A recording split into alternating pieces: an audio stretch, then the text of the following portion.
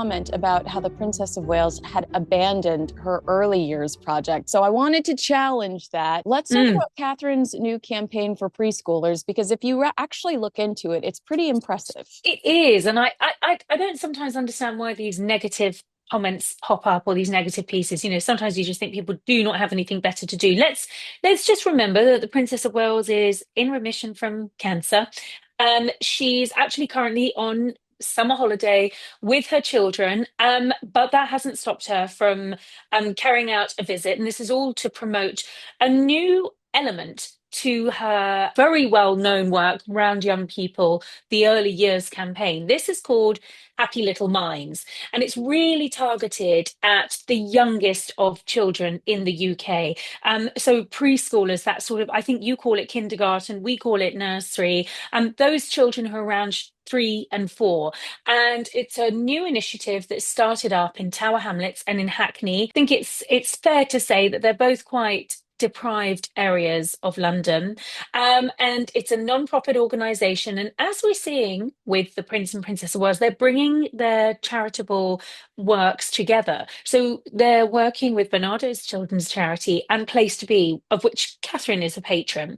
And that's the mental health charity for young people. So she's sort of bringing her expertise together and piloting this new scheme called Happy Little Minds, which is going to be working in nursery schools, as I say, in some of the most deprived areas of London. And I suppose, depending on the success of the project, we may well see more of these groundbreaking campaigns carried out around the rest of the country. So I think, yes, the criticism feels a little unfair because she's actually really quite busy spearheading new initiatives at the moment, even during her summer holidays. Well, you mentioned that criticism, and Prince William's saying some of it too. Do you have an opinion on the Times piece that ran a few weeks ago? And it was supposed to be this like glowing profile on Princess Anne and how she's just this incredible, dedicated workhorse. She's not retiring till she's 90. But there were little swipes at Prince William throughout that piece about how he isn't taking on as much as he should. Do you look at what William and Catherine are doing and think to yourself, you know what, they're simply trying to set our expectations? There's this, at one point, he's going to be King William. Maybe they're just trying to manage our expectations. Maybe they're not going to be at every opening of every hospital, but they're creating these large initiatives that can last well beyond their lifetime. I think you're absolutely right. They're not going to be opening every hospital, unveiling every plaque. William said a long time ago that he didn't want to be an ornamental royal. And that's not to knock the openings of hospitals and all the things that I think we associate with more traditional members of the royal family, including the late Queen Elizabeth II. I think it's very clear from Catherine's work, we've just been talking about the early years campaign, to William's work, and I know we're going to touch a little bit more on his fight for homelessness in London. But when you look at these initiatives, they are campaigns that they hope are going to have long lasting effects on our country. They will implement real change, and they will create a difference for the better for people who need it the most. I think if you sat down with Princess Anne, as I did back in 2020, and spoke with her, the one complaint that Princess Anne had at the time when I spoke to her was advising the younger generation of royals not to change course too much, not to try and do things too differently. I think she was very clearly talking about Harry and Meghan, who were off on a tangent and trying to break the royal mold and do things very differently. I don't for 1 minute think that she would be critical of William's homelessness project. I don't think she'd be critical of Kate's raising mental awareness for young people, the early years campaign. I think she'd champion it.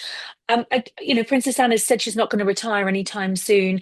She does fit that sort of traditional blueprint of royal, but we can't expect the new generation of royals to do things exactly the same way as the old generation. When I spoke to her nearly, well, 5 years ago now, she said to me she wasn't going to retire. She said it wasn't really a word that applied to the royal family. But I think she does see the need to be an important pillar within the royal family. We've seen how she supports the king, but I think any suggestion that William hasn't pulled his weight, I think is unfair, because I think if you just cast your mind back to earlier this year, and of course, Catherine was diagnosed with cancer, the king was diagnosed with cancer.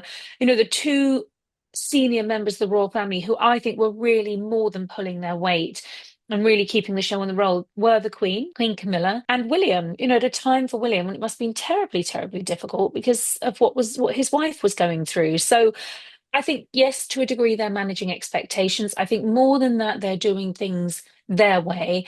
And I think they are sort of moving in a different direction to that traditional pattern of royal duty. And I don't think it's a bad thing at all. I think we're very lucky to have the best of both worlds. You're absolutely right. Getting to see both generations, and we don't know how the older generation will bleed into the new generation yet, but it's something for us to look forward to. Let's talk about Prince William's new campaign to, well, it's not really new. I feel like this is just another element. If things are actually moving forward. He's making progress. Things are being approved for his homeless initiative. Yeah, they are, and it is moving. And this is a 5 year long campaign. I mean, it's an ambitious campaign, but when you consider what William's done for the first time, allowing housing for homeless people to be built on Duchy of Cornwall land, I mean, that's a real breakthrough. So, he's really putting his money where his mouth is. He's following through on this. He said nearly 5 years ago that he wanted to eradicate homelessness in the UK. I mean, that is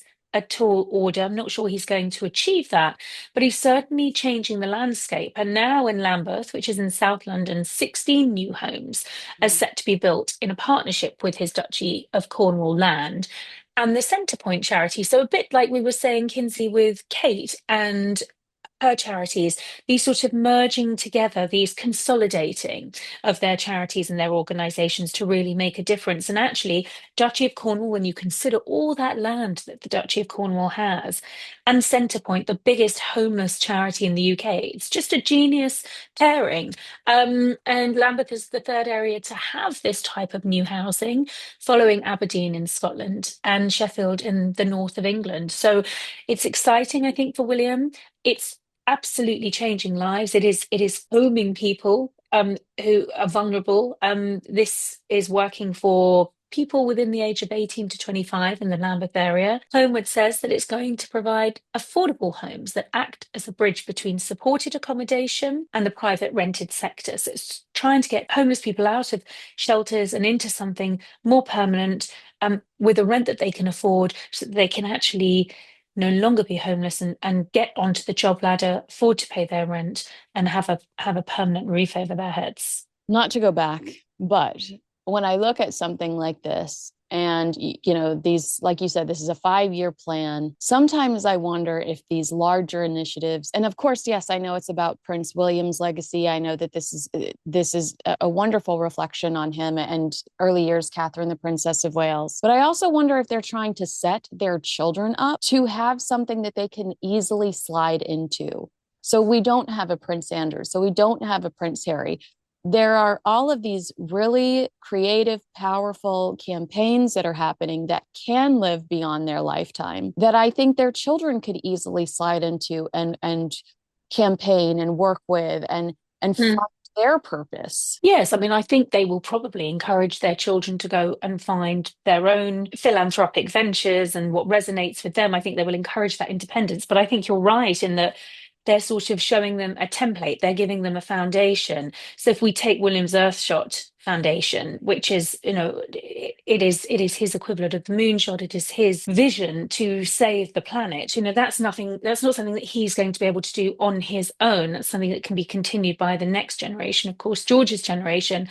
This is something that William has continued from his father, from Charles, and from his grandfather, from the Duke of Edinburgh. So I think there is that idea of legacy work, and within that idea of legacy is a generational element. So yes, I think they are. I think they are doing that. They're paving the way for the future. But I think more than that, it's their focus on the areas that they're passionate about. We know with Kate, that's early years and young people and mental health awareness. Oh, We and know with even seeing William. all she's doing with art. Also, I love when I see her show up at a gallery, or we've seen her curate exhibitions. I love that because I do know that that's something she truly is passionate about. So you're right, that's so important. Well, I think it is because I think then it enables their work to be very authentic. And, don't forget, we saw William sleeping on the streets. Mm. We've never had a future king do that. He was taken to homeless charities and shelters as a young boy by Diana. She took him to the passage.